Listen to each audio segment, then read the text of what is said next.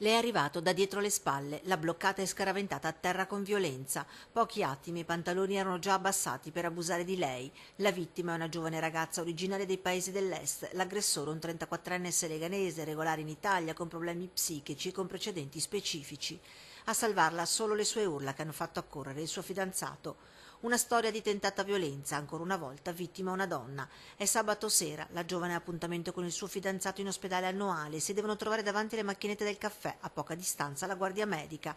C'è poco via vai, i padiglioni sono da tempo in via di dismissione. Sicuramente ha favorito l'aggressione la circostanza che quella zona era particolarmente isolata, quindi non particolarmente frequentata. L'aggressore ha avuto quindi la scelta non a caso. La ragazza arriva qualche minuto prima e non si è accorta che qualcuno già da qualche centinaio di metri la seguiva. Davanti alla macchinetta scatta l'aggressione. Le grida della ragazza fanno accorrere il fidanzato, ne nasce una colluttazione, intanto la giovane avvisa i carabinieri che in un attimo sono sul posto. Il senegalese ancora in pantaloni abbassati e viene arrestato con l'accusa di tentata violenza sessuale.